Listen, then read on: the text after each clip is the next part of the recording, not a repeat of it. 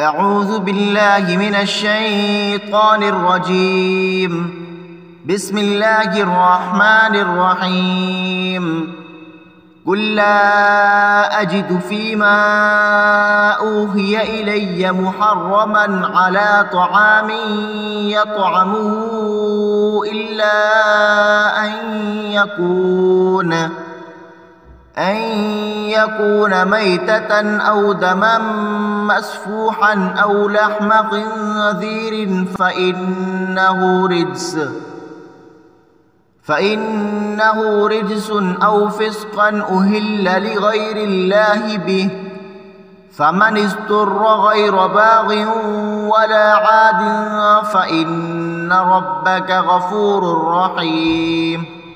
وعلى الذين هادوا حرمنا كل ذي ظفر، ومن البقر والغنم حرمنا عليهم شهومهما إلا ما حملت ظهورهما أو الحوايا أو ما اختلط بعظم، ذلك جزيناهم ببغيهم وإنا لصادقون.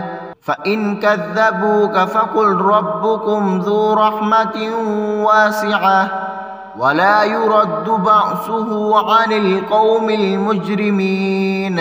سيقول الذين أشركوا لو شاء الله ما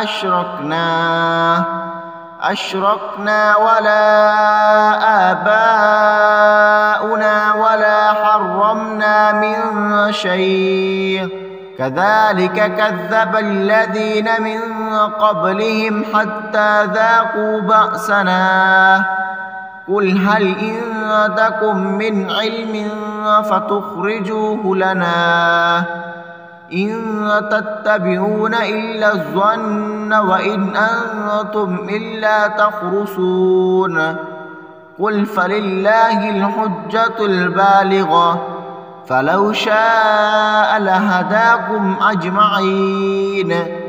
قل هلم شهداءكم الذين يشهدون أن الله حرم هذا، فإن شهدوا فلا تشهد معهم ولا تتبع أهواء الذين كذبوا بآياتنا والذين لا يؤمنون بالآخرة وهم بربهم يعدلون. قل تعالوا أتل ما حرم ربكم عليكم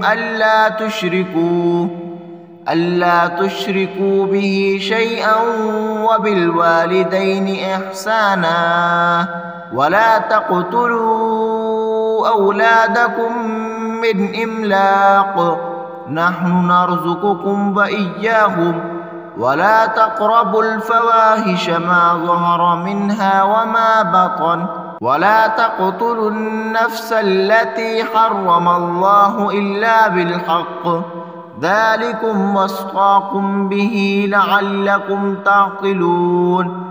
ولا تقربوا مال اليتيم إلا بالتي هي أحسن حتى يبلغ أشده، وأوفوا الكيل والميزان بالقسط، لا نكلف نفسا إلا وسعها، وإذا قلتم فاعدلوا ولو كان ذا قربى، وبعهد الله أوفوا، ذلكم وصاكم به لعلكم تذكرون.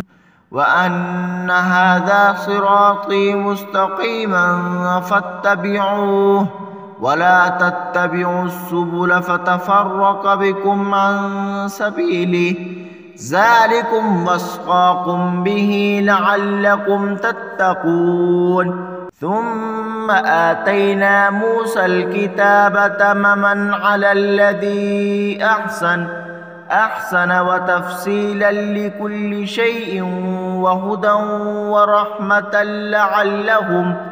لعلهم بلقاء ربهم يؤمنون.